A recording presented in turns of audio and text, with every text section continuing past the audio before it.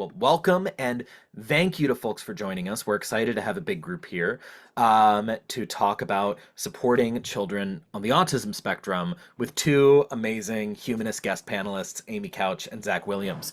This is part of the American Humanist Association's Humanist Parenting Series. I'm Fish Stark, AHA's executive director and a former educator. And I'm really excited for us to be doing this work in general because we know that what brings so many families back from secularism back to religion is feeling like they need supportive parenting communities. And it's our job as humanists to offer those as well to folks who need it and to folks who are looking for solutions for parenting that don't involve the supernatural. And I'm excited that we're hosting this particular session during World Autism Month, where we don't just spread awareness about autism, but we also celebrate and appreciate the autistic community. We're holding this for a few reasons. Number one, because when we surveyed you all who are participating in the community, you told us that supporting neurodiverse kids and navigating neurodiversity as a family was one of the most important things you were looking for in a parenting community.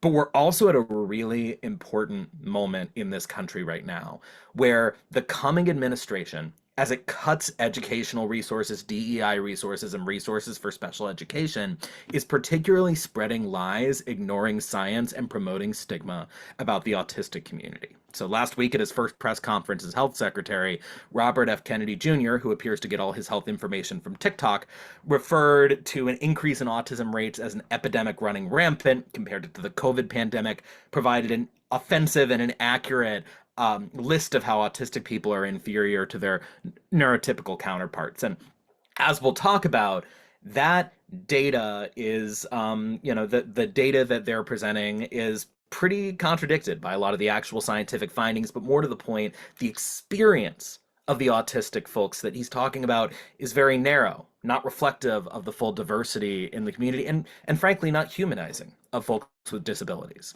So our goal here as humanists is to do two things. Number one, make sure you get straight facts that are based in data.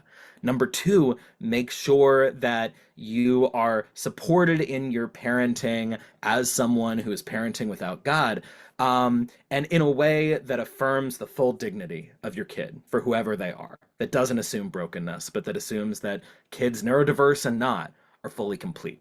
So I'm about to jump into questions, but again, I want to say put questions that you have for Amy and Zach in the chat. This is going to be a wide-ranging conversation. We've got the perspective of two experts, someone who is both an autistic self-advocate and a mental health clinician and autism research expert in my good friend, Dr. Zach Williams, and someone in Amy Couch, who's both a longtime leader in the secular movement, but also a parent of two autistic children and a longtime disability advocate, and who has worked in special education before, working for the AHA, and now doing amazing digital communications work at Americans United for Separation of Church and State. Zach joins us from Vanderbilt University, where he has finished his PhD in autism research, studying and neuropsychiatric disorders in adolescence and adulthood, and is just about a month away from finishing his MD. So he's going to go from Dr. Zach Williams to double Dr. Zach Williams, and just came from his clinical work where he provides care to autistic patients. So all this to say, pop your questions in the chat. We're going to be going into them. We want you to get as much good information from these folks as you can to navigate the issues of how to thoughtfully support autistic young people, whether it's in your practice as an educator or a clinician or with your family. Let's first start by getting to know our panelists a bit. So, Zach, you and I have known each other for a long time, but tell us a little bit about what got you into this work and your research. Sure. So, yeah, first of all, thank you so much for having me, Fish, and for bringing everyone together on this World Autism Awareness Month, Autism Acceptance Month. The names have changed, but the issues have not. So I am autistic. I was diagnosed with what was then Asperger's syndrome, and very long ago in 1999, when I was just a wee lad, 4 years old. And so 30 now. So I obviously have been autistic my entire life. But it is, been in the autism community my entire life too. In fact, actually, I've been, my mom doesn't throw anything away, so I actually have stuff like this, like Asperger's, huh? Like, this little kid's book on, autism that just like, sits around my mom's house because again, she doesn't throw anything out. We have like all these like folders and boxes of like just old, autism resources just sitting around. So, like my mom ran like the autism support group in town. Like, I lived autism, but also like, I actually got to study autism going into college. We had an autism and related disorders class at Yale, which is where I met Fish as an undergrad. And so I was in an undergraduate psychology major and neuroscience major. And so that was my thing. I was a pre-medical student, and I decided, well, hell, I mean, I'll study me. I decided that this is a really cool thing to do. Because why not just, instead of just treating patients, generally, why not treat patients who are like me? Because, why not? I mean, we have lots of things that we want to make better in the world. Why not make people who are like me better? And that's what I decided to do with my life. I mean, I found that there are a lot of things that I can do as an autistic person in autism research that other allistic people, non-autistic people, just don't understand as well. And there was a real big niche for this back in 2015 when I started, 10 years ago. Wow. And since that, there's actually been a big movement within autism research to include more autistic people in autism research. This thing called participatory autism research, which is actually just including more stakeholder voices in the process of autism research. Often those are, more community voices, people who are not autistic people with PhDs like me. But that, autistic people with PhDs are great, right? We have both scientific training and, this academic, this lived experience that is very helpful for, bringing the science forward. So I obviously have this great wealth of knowledge in both the clinical sphere and this lived experience that can be helpful for, giving you whatever advice on autism that's helpful. So I mean, I don't want to be tooting my own horn too much, but hopefully I can bring to you an expertise on autism that is pretty unique in a lot of things. So And, yeah. and I will say, if folks are looking for a good follow on X and maybe Blue Sky, Zach tweets at Quant Psychiatry, and one of the things, if you, like most humanists, are really interested in knowing the hard data about something and debunking nonsense claims, Zach is a bona fide expert in the actual effectiveness of autism treatments and causes of it, and is, doing I would say the Lord's work, but not to this audience, doing incredible work sort of debunking false claims on the internet. So yeah, it's a good follow. Amy, tell us a little bit about you, and how did you initially learn about the autism spectrum, and how did your children's diagnoses change your understanding of it? Sure. So I'm really excited, Zach, that you're doing the work you're doing. We need more people with autism doing autism research. And so I think it's amazing. So kudos to you and to your mom who kept all your things, because that's what we do. um, the first time I think I ever heard the term autism was in the 1988 Rain Man movie. And of course, it didn't really make an impact. But that was the first thing I thought about when my oldest son, Ian, was diagnosed with it at 18 months old, because it just wasn't discussed at all. And he was diagnosed in 2003. And we had I remember asking the neurologist, what is that? Like, I had no idea what to do. And you fast forward now, and I don't think any parent, they probably already researched all the things before they get there, so they have a better sense. But I really didn't know anything, and I was finishing up my master's degree, and it was just like, what? Okay, this is not exactly the path that I had planned to take. But I think, as Zach sort of mentioned in terms of his mom, when as a parent, and everyone here in the audience, once you realize that your child needs you to understand something, then you just do everything you can to understand that topic. And then my second child is Evelyn, and they're only 18 months apart. And she was diagnosed like 16 months. So, and I think partly because she had a brother who was already diagnosed, but they're sort of on two different ends of the spectrum. So that taught me probably more than anything, having, Ian is non-speaking. He has seizure disorders. He has not really learned any communication. He has moderate intellectual disability. He has a lot of medical issues. And then Evelyn got a scholarship out of high school, and she's incredibly bright and is capable of doing so many things. But they, at the time, they were both considered to have autism. And so through that process, I think that really was sort of led my study and understanding of all of that. Awesome. Thank you, Amy. I'm already seeing people's questions in the chat. And again, I want to be focused as much as possible on what you all have learned from your experience and your research about really solutions that families of kids with autism are looking for right now. But I want to start with the big, as somebody called it in the chat, the rampaging, stampeding elephant in the room, which is the massive wave of anti-scientific, baseless claims about autism that are sort of circulating around the federal government right now. And so, ultimately, the fact that we do know is that the CDC says about 1 in 36 children and 1 in 45 adults in the US is diagnosed with autism. And we know that the increase of the prevalence of diagnosis of autism has increased over the last decade. What does the research say? I'll start with Zach and then move to Amy, that's attributable to. And what do we think the motivation is for folks who might believe or might be sort of propagating different ideas? And Amy, I'd be especially interested to hear your take if there's sort of a specific angle the Christian nationalist right has about this, knowing your work to combat the Christian nationalist right every day.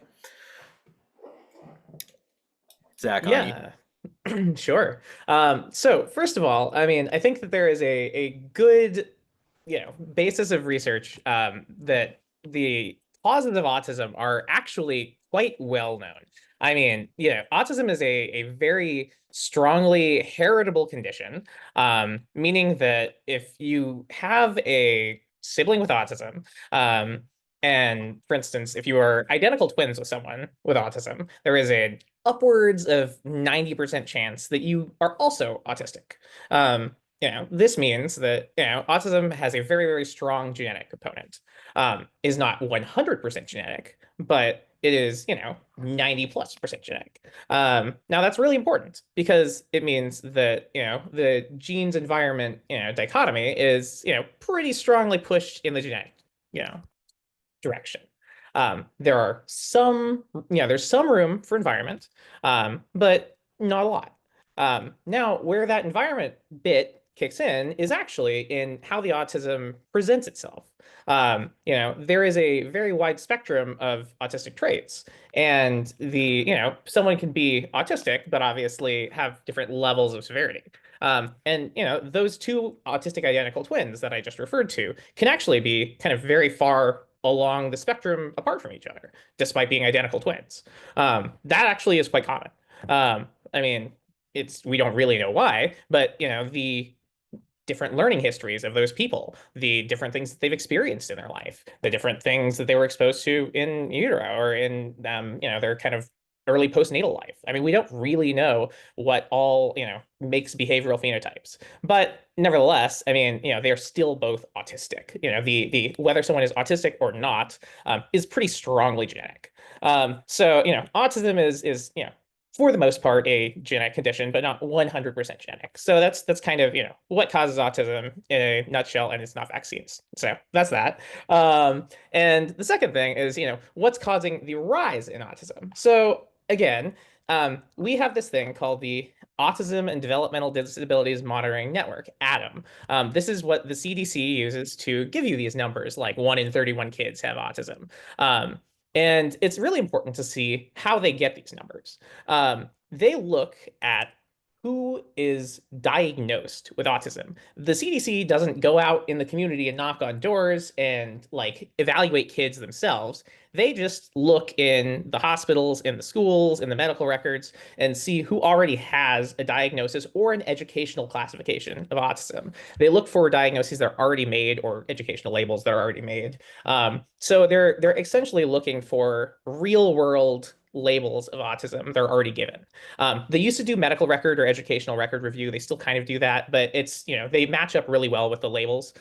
So they decided this is cheaper and easier, so they do that. But the point is they're doing epidemiology with things that are already given in the real world. So this is like 1 in 31 kids have a diagnosis of autism, not 1 in 31 kids actually have autism. So we can't know, are the actual numbers going up? We are knowing, are the diagnoses going up? So that is actually the case. The diagnoses are going up. Now, why are the diagnoses going up? Well, that could be for any number of reasons. We could be diagnosing more kids because the threshold for diagnosis is lower. And that is almost certainly the case. There is research to say that this is the case. It's actually from Sweden, but there's this paper I like to send people, and I can put it in the chat if people are interested, and I might do that while Amy is talking.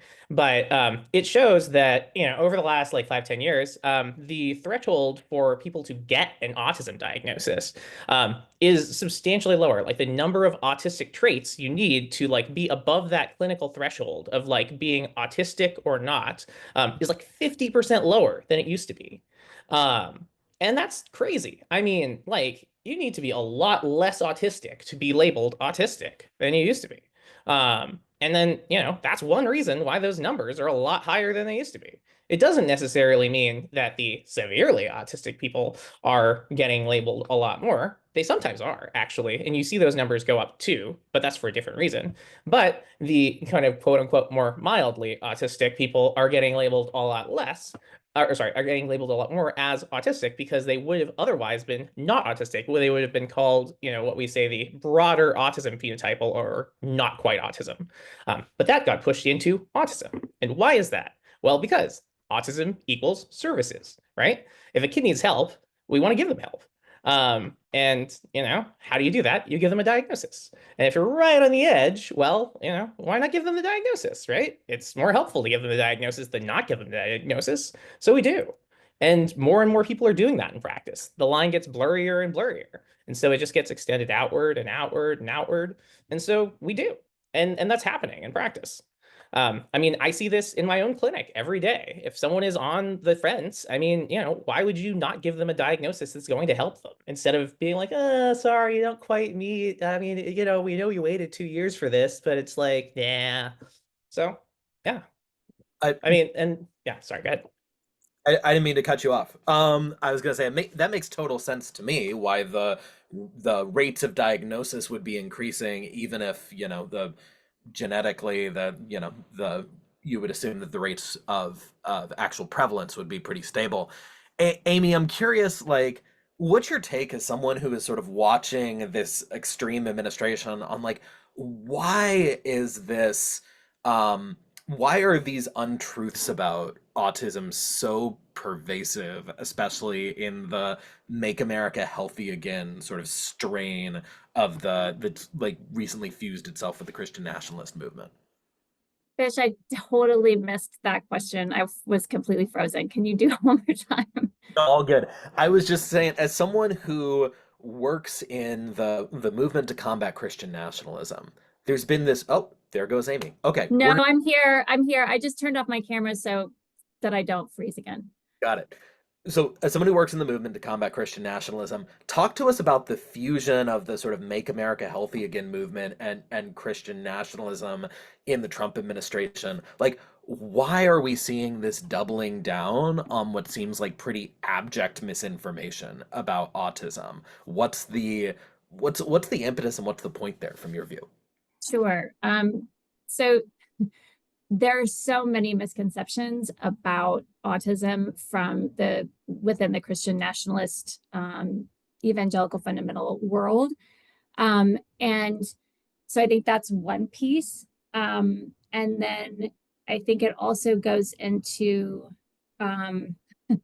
creating the power structure that they want by, you know, we often say that they really want to create, two classes of Americans. You're a straight, white, cis, certain kind of Christian man, and then everybody else, right? And so this is by focusing on the science, in a different way so that they can actually take control of that situation. And then what they're doing to the Department of Education and the Office of Civil Rights within the Department of Education, they're trying to remove, marginalized communities' ability to speak out when they're being discriminated against. So I think I think there's at least two prongs there, but I think the community that they speak to has so many strange ideas that are not based in science, and so they're a really easy group of people to feed pseudoscience to, and they'll just believe it because they are in high control religious structures in which you believe the authority and you don't question. So I think RFK has been trying to be an autism expert for a really long time, and now he's got a very big mic. And so I think, and he's the perfect person. Anecdotally, my family are very, very much Christian nationalists. And the last time I spoke to my mom, I was telling her about all the cuts and things that were going on in the Department of Ed and different things like that. And she said to me, to try to comfort me, that, well, now that Bobby Kennedy is in the Department of Health, things are going to get better because he really cares about science and autism. Yeah. Wow. And she has grandchildren, right, on the spectrum. So the ability for them to feed this misinformation to this particular group of people without incident, I think, is a huge part of what and why.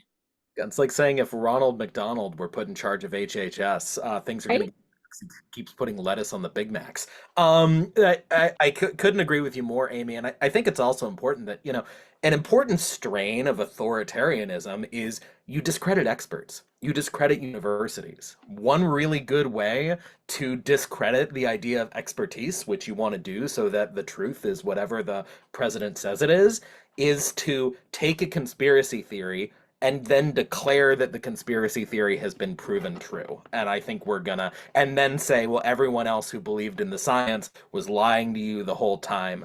So I think we're going to see some interesting things develop on that front. And the other thing, frankly, is they can't give they can't give the giveaways to their rich cronies that they want to give, frankly, without deep cuts to social services. And one of the biggest growth in social services in this country is providing support for folks with autism and other disabilities. And so I think that there's certain tactical edges to why we see the Christian nationalist right pushing this argument, which is why it's incumbent upon us as humanists to make sure we understand the science, not just for its own sake, although that is a humanist value, but also to make sure that we can defend against this as a tactic in the growing creep of authoritarianism and the desire to push away services from communities that need them most. So, I want to start getting to some of the questions in the chat. I want to combine two that I'm seeing here, and I'm going to try to get to all the ones we have, but if not, we can always connect folks with the panelists afterwards. I'm going to combine two that I see here from Francis Rowan and Ash Varma. Zach, Francis was asking you if you think it's an issue that the diagnosis casts a broader net now, and Ash was asked what I think is a similar question, saying that autism has a vast and huge spectrum. Any idea as to what is the incidence of misdiagnosis of autism? So is it an issue that we have a broader net diagnosis? And especially now that we have a broader net, do we have a sense of how often autism may be misdiagnosed? Yeah, no, great questions, both of them. And so it is,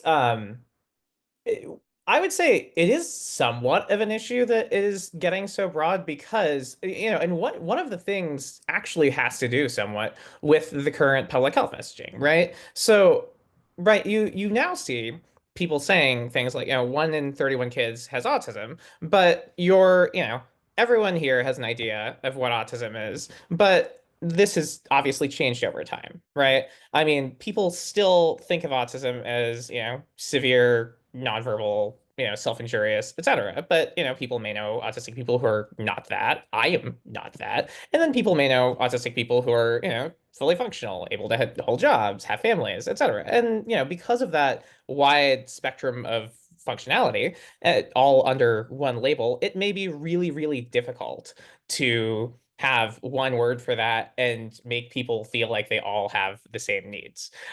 People whose kids have really, really high support needs, because and I'm saying people whose kids, because oftentimes these kids are not able to advocate for themselves. They just simply don't have the communicative ability or cognitive abilities to be their own advocates. Those kids oftentimes are, kind of left out of a lot of autism discourse because they require other people to support them. And yet it's great, on the other hand, that autism has become a lot more of an accepted phenomenon because when autism was a much narrower diagnostic category, it was much more stigmatized, right? I mean, I think that if I were to be an openly autistic doctor, 15 years ago, people would cringe, right? There would be no way that I could have written in my residency application that I want to be an autistic psychiatrist. People would be like, you can't be an autistic psychiatrist. That's absurd. Like, how could you do that? And yet, here I am going to UCLA next year to be an autistic psychiatrist taking care of autistic patients. And this is lovely.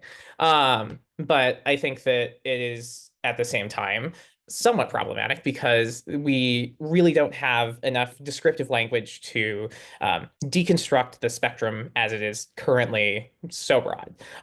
So subcategorizations are necessary. And one way this has been started to, be talked about is with this one category that is somewhat controversial, but called profound autism. And so this was talked about in a, oh my gosh, I want to say 2021, but might be 2022 paper by a bunch of really eminent autism researchers that got together. It was commissioned by the Lancet Journal. So it's a Lancet commission paper. So like a really, really big deal. Same Lancet Journal that published the vaccines autism paper, but not a fault of their own. That was fabricated data. But the Lancet Journal is a very respectable journal when they aren't publishing things that are fake. It is usually one of the best medical journals in the world. And so they got together basically the best autism experts, and they came up with this thing called profound autism. And profound autism is autism, but with like basically 24-hour support needs. So these are autistic people who really can't take care of themselves, can't like parents can't leave them to cross the street to get a cup of sugar, like and it is operationally defined as an autistic person who has either moderate to profound intellectual disability and or is completely nonverbal, and not like nonverbal as in can't speak because of has motor control issues, but like nonverbal as in has like language or cognitive ability issues that prevents them from like functionally using language to communicate. And so that is a pretty serious manifestation of autism that would again functionally impair you to the point that you are not going to be able to take care of yourself and therefore need 24-hour support. We don't have a like good support needs scale. And so these like IQ or language markers allow clinicians to reliably diagnose this. And this is actually really important because back in the day, before DSM-5, so back before 2013, we had autistic disorder, Asperger's syndrome, and PDD-NOS. These are kind of the old autism diagnoses. And before that all got merged together into autism spectrum disorder, we used to subtype autism based on those. Again, my old diagnosis was Asperger's syndrome. And that, people also used to get called high functioning autism or, get PDD-NOS. Anyone who has an old enough autistic kid may actually remember them getting diagnosed with one of these these things. But those diagnoses were not reliable. In fact, they did a really, really like big study in 2012 that found which one of those diagnoses you got wasn't dependent on anything more than which center you got diagnosed at. Like the expert clinicians that diagnosed those things were not reliable on that. It was really where you got trained and like which expert center liked which diagnosis best. They were not very good at distinguishing Asperger's from high functioning autism from PDD. And so that's why they got merged all together, because they weren't really that different from one another, despite having different criteria. So we need to be able to separate the spectrum, but doing it reliably is really important. And so again, profound autism is very different from not profound autism. Like you can tell whether someone has an IQ of 50 or not. IQ tests are super reliable and super transferable and super easy to do. Like any psychologist can do an IQ test, and as long as it is a reasonable IQ test, and some of them are valid in autism, some of them are less valid in autism, but as long as you can like do the right ones, and if they go down below 50, some of them don't, then you can actually use it to kind of assess for profound autism. So do you mind if I jump in for a sec, Zach? Oh, please, yeah. I feel like I am an expert on profound autism, as my 23-year-old is probably more profound than most. But one of the things that I, in terms of like IQ testing, so if you go back and you look at the spectrum of diagnosis, when it first was being diagnosed in the 40s, very like traditional, like my son. And now what we are learning through science is that people who presented like they had intellectual disabilities because they couldn't talk, or they had a lot of behaviors, or they flapped a lot, or they would, they were disheveled, they were actually quite brilliant and had just not gotten to the place where they could communicate. And so the statistics will show anywhere from like 60 to 70% of people who are diagnosed with autism were also diagnosed with intellectual disability, or what used to be called mental retardation, but now it's less than 30%. So as we are learning how to provide the right structure, as we're learning how the developmental milestones are different for people who are neurodivergent versus people who are neurotypical, we're beginning to see that we were making mistakes based on our own biases.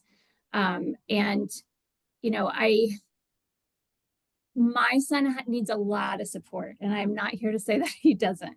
In fact, I think my wife is on the call, so she can verify that. But we were told when he was in high school that, he needed two adults to support him. He was never going to be able to have a job. He was never going to be able to be in public.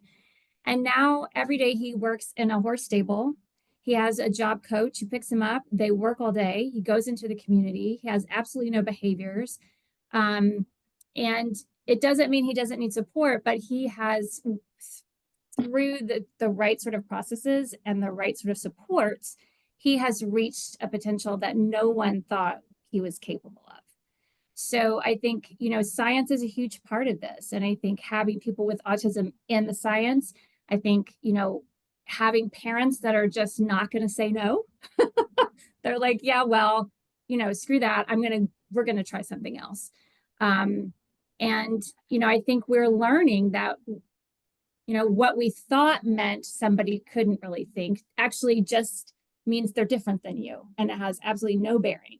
A lot of people who have nonverbal or profound autism also don't want to participate in the IQ tests, right? You have to get their buy-in if they don't want to do it. Like I've seen my son do things at home that his teachers would say he was never able to do, but he just doesn't want to for them, but he'll do it at home. So I think, I have a realist perspective about it, but I also know that everybody is more capable than we would say that they are. And the science is doing some amazing things right now for people who do struggle with verbal communication. So I think that combined with more people advocating and parents getting involved, is helping us really help them thrive and get them out into the communities. Let's stay on this thread and talk about transitions to adulthood. Because Yeah. Can I just add one thing to that though? Sorry. Because I think the really important thing about these labels are not to actually put limitations on kids, but actually to identify the people who are in need of the most support. Like you never want to say a kid has profound autism and say that this is going to limit their capacity. In fact, this is just to identify, because autism is a large spectrum. And I think that, the point of designating people as profound autism is to say, like, those kids need more support than I do, right? I mean, that's it, right? Like, these are people who, like, deserve more services than me. And will always deserve more services than me. It's basically a ticket to, like, more services for the rest of their life. Like if we want some people to say, like, this kid, because basically they did the studies within this Lancet Commission paper with existing epidemiologic data that when you land in this profound autism category, it's basically stable after age 8.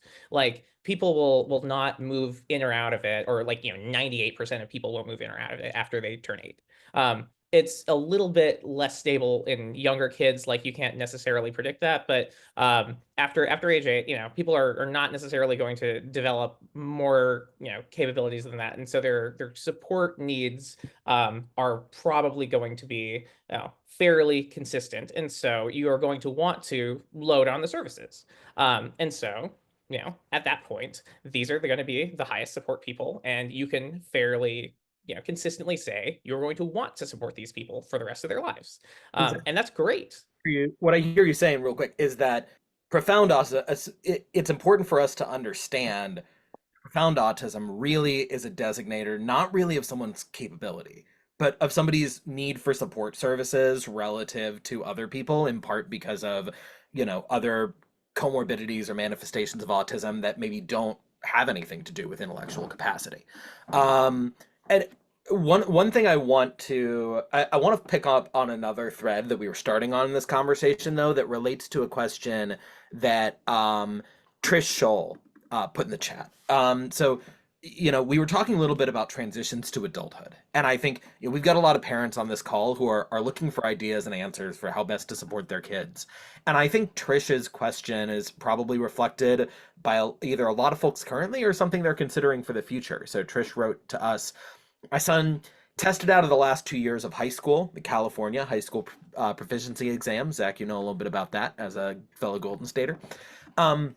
And then went into full-blown burnout. Almost 2 years later, he's finally re-emerging from burnout, but he remains completely isolated and gives no indication of his next goals. I guess I'm looking for guidance or personal stories of how a parent can be a supportive resource for a new young adult without driving them back into burnout. So let's start with Amy this time, because I know you've navigated this process with 2 young adults now, and then Zach, from your own experience and what you see in clinical practice. So Trish, you basically just described Evelyn right now. So Evelyn is a trans girl, and she transitioned like her senior year. She had a full ride to a community college here in Montgomery County it was a specific cohort of sort of exceptionally bright kids that had some minor challenges like autism or ADHD, OCD, things like that.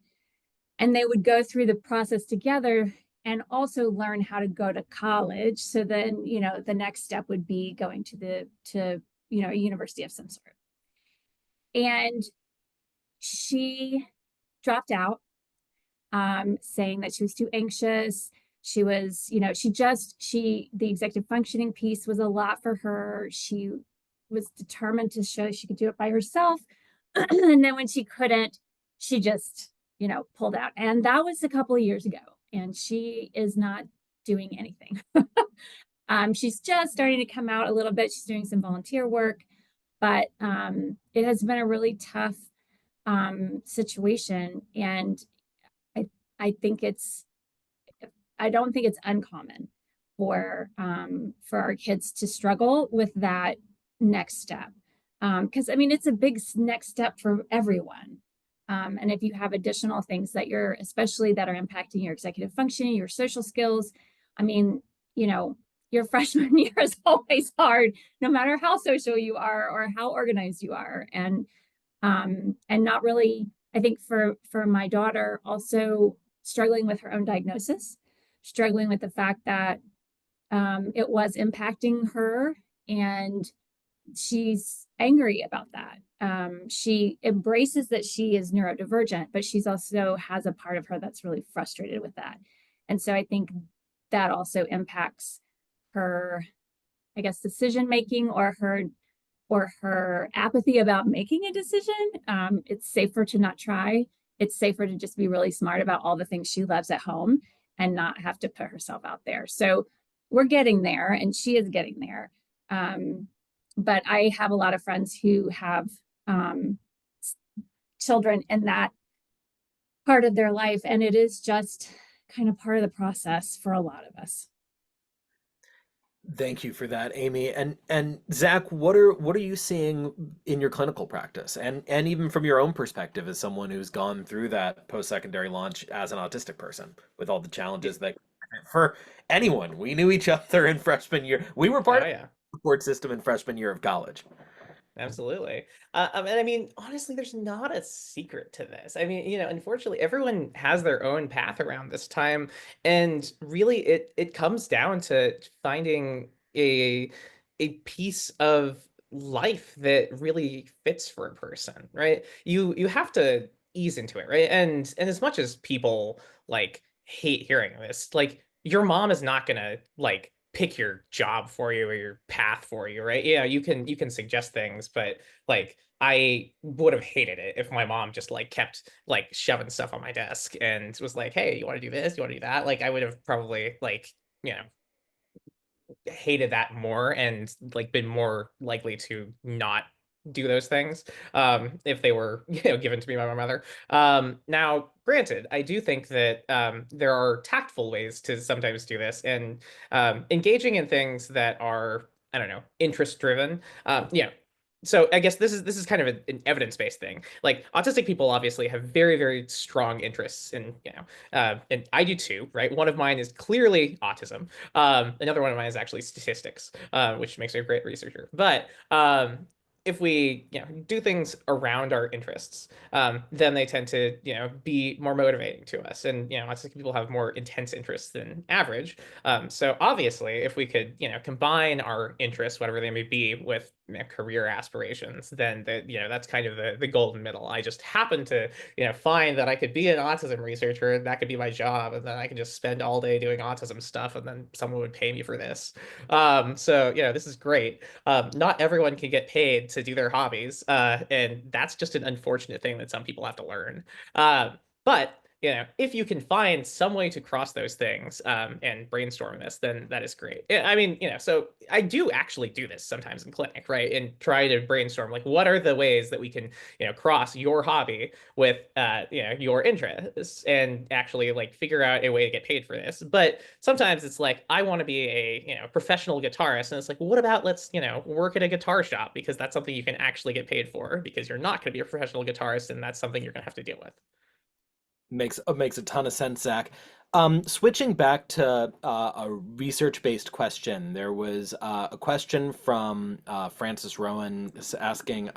She was talking about some research from the neuroscientist Gina Rapon, who indicated that the spectrum might be broader than previously thought regarding girls and women, partially due to only boys having been studied primarily, and she indicates that females present differently. So I know we've got parents in the chat. I know we've got parents here, Amy, of folks more of kids of different genders who are autistic. What's your opinion on that? Let's start with Zach. Yeah, sure. So, I mean, it's no secret that autism is a male predominant condition. I mean, that's been the case since, the very first case reports of autism. I mean, Leo Connor's case series was like, I think 8 boys and 3 girls. I mean, it's not the case that like no girls were ever studied, but I mean, it's, there have been a, male predominance from the get-go. And I mean, 4-to-1 was the ratio for a very long time. 3-to-1 is kind of what we say now. But nevertheless, I mean, most autism research has been male predominant. And so that means when you see girls and women with autism, they're always the minority. And sometimes that means that we don't even have enough girls in a sample to do a sex comparison. Or females in the sample to do a sex comparison, gender comparison, etc. This means that it's really hard to know if there is a difference. And I even did a review on sex and gender and neurodevelopmental conditions, so I have a lot of thoughts on this. It is really, really difficult to know if there is a female presentation of autism, or if some of these things are just a kind of separate presentation of different things associated with the autism. Because again, there is one set of criteria for autism. So either you meet it or you don't. And technically, I mean, if you don't meet the criteria for autism, you don't have autism. That's how it is currently defined.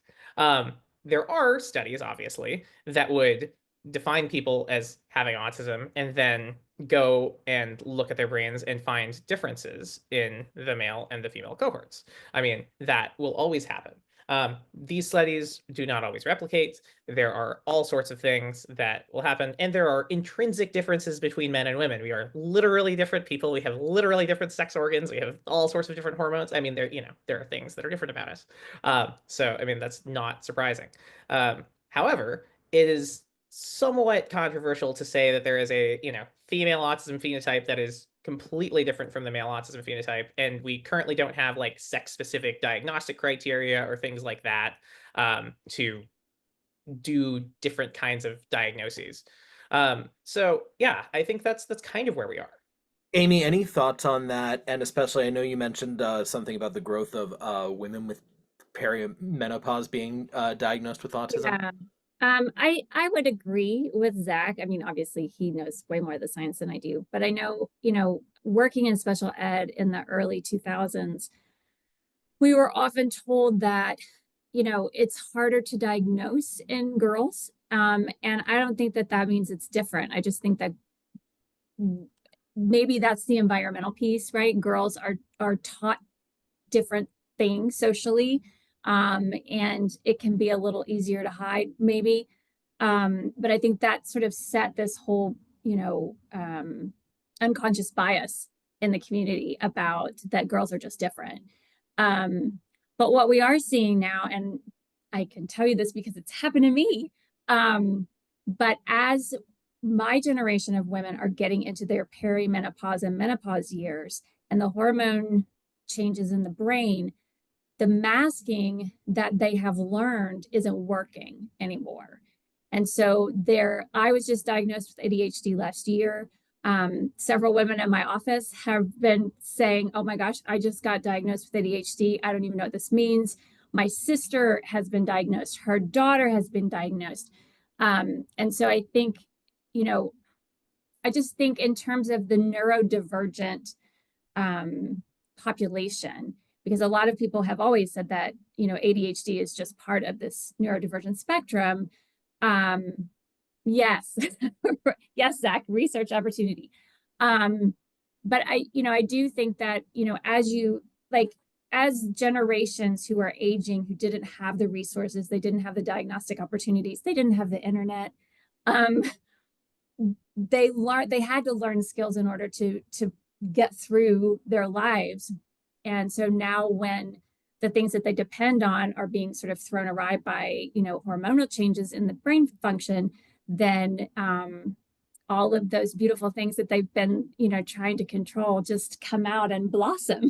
So, but it really is, I've read a lot of articles about it, and anecdotally, a lot of people, a lot of women friends are talking about it. So I think because the science has been focused on men, because we had these unconscious biases about, the presentation of and what it means, I think the numbers are skewed. I think it's still a process of learning in terms of how it all presents.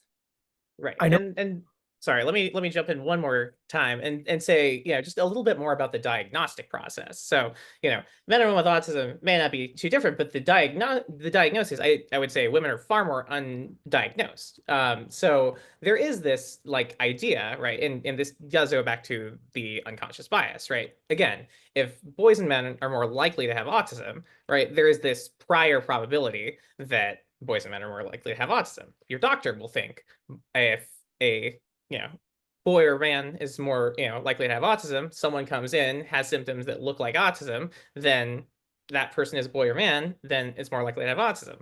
Someone is a girl or woman, that's more likely to be, I don't know, social anxiety, something like that.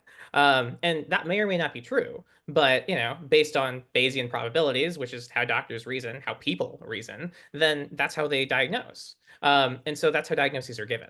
And so this is how autism is diagnosed. This is how ADHD is diagnosed. This is how literally anything is diagnosed. This is how people think. And then this is how diagnoses are given in the world.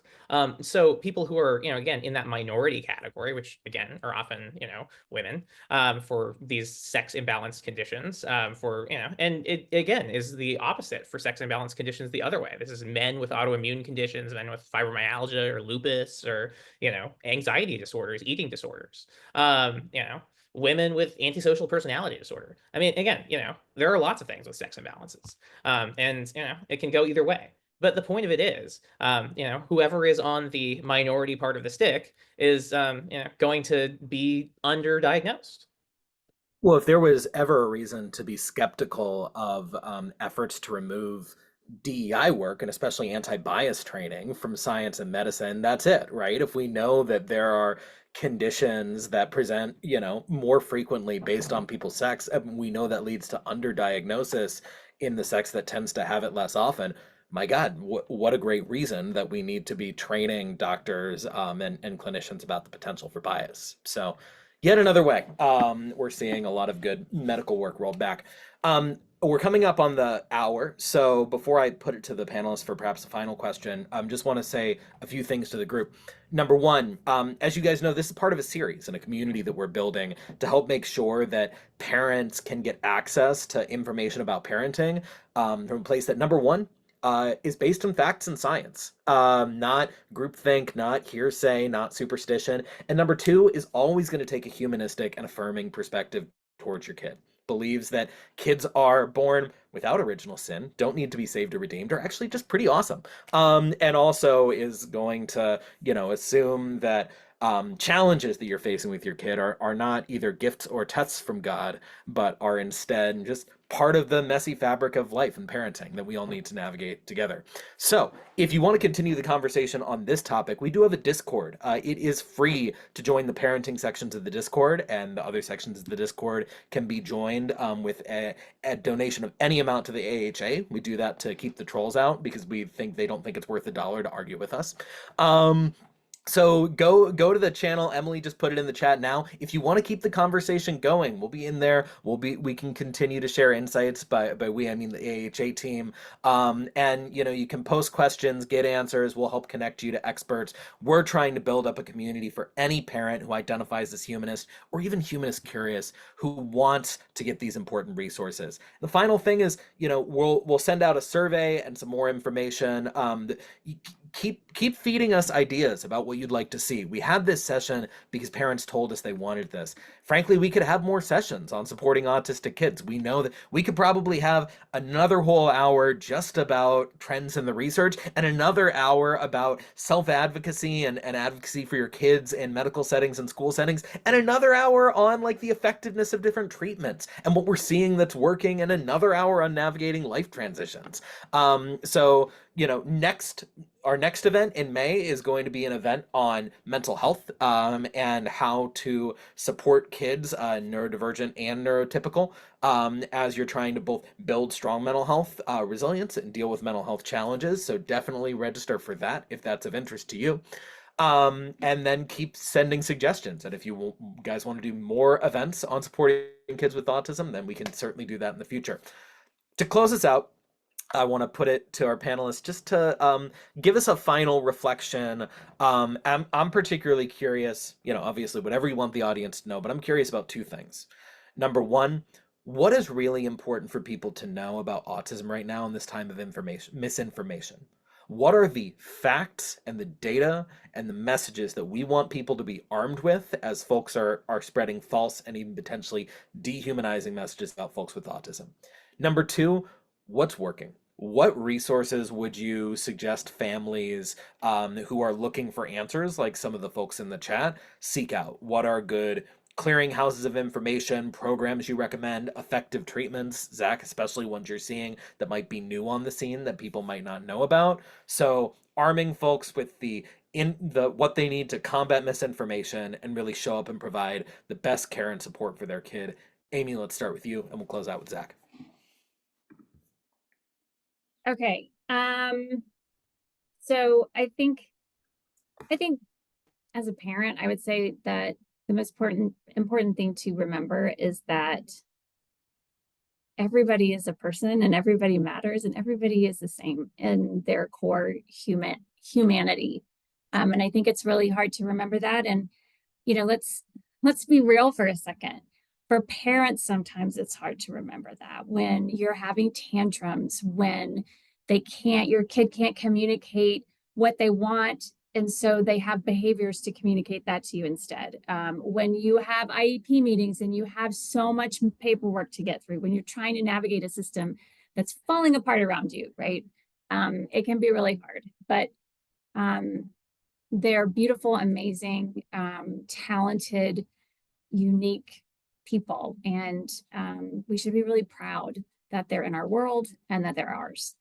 And I just think everyone should tell everyone that all the time. And then I spoke to some people that we had speak at our conference at Americans United about what to tell parents and that whose kids are school age, like when you're feeling super hopeless and you don't know, like, what are we going to do? There's no Department of Ed. What are we going to do? How do we fight this? And I have a few pointers that actually might seem kind of simple, but I think they really pack a good punch. And the first is to not be silent and to not give up, right? Don't just stop because you think we're living in a dumpster fire. Like, don't give up. And that it's really important to advocate in a community. So it can feel really daunting to be the only person, going to a school board meeting or, calling, a legislator or something like that. But if you join communities, and that can be a Facebook, that can be Discord, that can be anything with other parents who are fighting the same fight, that is really powerful. And the presence that you bring to a PTA meeting, to a school board meeting, to the Department of Ed when you're filing, reports or grievances, that matters. And then go to school board meetings and go to PTA meetings. I know that, I was one of those parents that was just exhausted all the time. So the idea of doing that was just like a big eye roll. But we didn't have, our country wasn't literally melting underneath us. So try to make that, try to be a voice in those meetings. And then something that one more, and then the other thing is my contact at the Department of Ed in the Office of Civil Rights said that just because they are closing down the offices and letting people go does not mean that the office is closed. And you can file complaints, it's free, and there are still people working on them. And even if they close the office down completely, advocates are really urging you to continue to file them, because if we all stop filing reports, then they'll say, see, there was never a problem to begin with. But then the last thing, I was on Capitol Hill not too long ago, listening to several staffers speak about what it's like to work on the Hill. And they all agreed unanimously and strongly that your voice to your lawmakers is hugely important. You can set up Zoom calls with your legislator. You can call them, you can email them. you can drop by the office if you happen to live in your state capital or close to the DC area. But they keep them, they record them, and the legislators take those reports and those conversations incredibly seriously. And I think sometimes we forget that our legislators actually listen and like that we do have some power with them. So, be sure that you are in contact with your legislator. And just to give you an example, I live in Maryland. Senator Van Hollen, about, I don't know, 15 years ago, I went into his office because I had reached the end of my rope with our insurance, medical insurance, and he actually took it to the state capitol or to the capitol and talked to people, came back and figured out, I don't know who to talk to, but my problem was solved. And he just did that because I was a constituent. So definitely, we are a democracy or, democratic republic. Use your lawmakers, reach out, make noise. It's just, that's how we're going to fight this battle. Thanks, Amy. Zach, wanna close us out? Where to good info to be armed with in this era of misinformation, and good resources, treatments, interventions for families to be around. Absolutely. And yeah, so first of all, I have to say I usually do like the CDC website for autism things. I hope that this is a, good resource for the time, in the future. We have to be vigilant regarding government websites because they are, subject to change. But for now, the autism website regarding the CDC data is actually still quite good. It was updated with these most recent numbers and all of the things. And the folks at the CDC and their autism division are phenomenal. I mean, I really do admire their work quite a lot, and think that's great. In terms of kind of the broad spectrum, I know we didn't get too much into like treatments and management and all of that.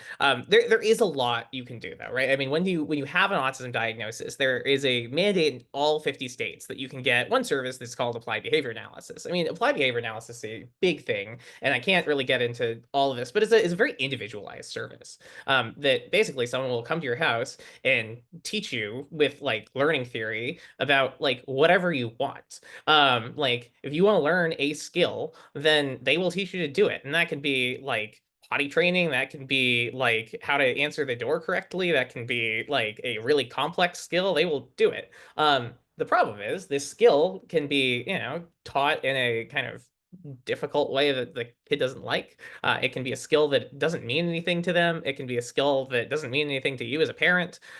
So ABA, applied behavior analysis, can be a kind of like abusive practice if you don't teach the right skills. So one thing that I think is really important if you do get ABA is to make sure that your behavior plans, your goals, are things that you as a parent feel are meaningful for your kid and that your kid would be benefiting from.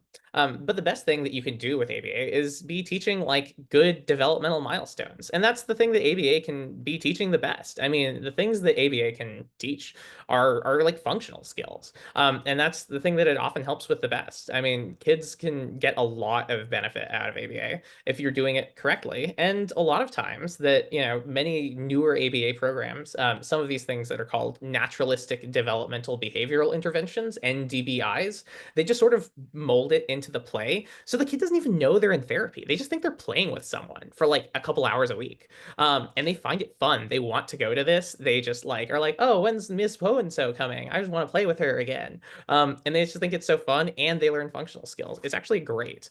And there are some brands of this like PRT, pivotal response treatment, or like Early Start Denver model, or Jasper, or like these are like the fancy branded kinds. But like these interventions are very good. They work really well. They're all evidence-based.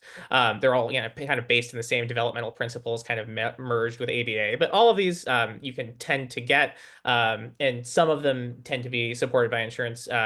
But kind of the more standard ABA, which is discrete trial teaching, is kind of what you tend to get if you just go out into the community and get ABA. But so that's kind of your standard autism service, and then oftentimes based on, you know, kind of the other things that are going on, you can also qualify for like PT, speech, and, you know, get whatever you can, through your school, get whatever you can through your community, and, you know, get whatever services, because autism is a key to services. Once you've got your diagnosis, then, you know, just load up.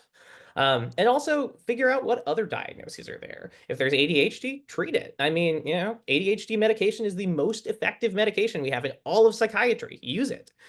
Because, you know, you're better when your ADHD is treated. You'll learn better. You'll study better. You'll sleep better. You will like enjoy life better. And that's great. Anxiety, it's better when it's treated. So treat it. And, you know, and so on. So yeah, I think just in general, like when you figure out what's wrong and you get it treated, then people will have better lives. That is an incredible note to end on. Zach and Amy, thanks so much. Not just for giving so much of your time and energy, but for bringing a humanistic perspective to a conversation that often really lacks it. Thanks everyone for joining. Again, we're really committed to making sure that you get scientifically based, humanistic info about parenting. So if you know of other parents who are trying to figure out how to navigate parenting resources and want to make sure they're not accessing things that might push religion on them, and especially want things that are going to support humanist perspective, let them know about the free parenting community that we have on Discord. Invite them to the next one of these events we're having in May on mental health. And most importantly, send us feedback. What did you like about this event? What do you wish might have been done differently? Or what especially do you want to see for future events or future guests? We're committed to bringing in whatever we can to make sure that these are useful for the parenting community and the broader humanist community. Because I know I see some folks here who also are not parents and just looking to really get a good read on the data. Thanks everyone. We appreciate everyone, and especially you two, Zach and Amy. And I hope folks have a good Tuesday evening.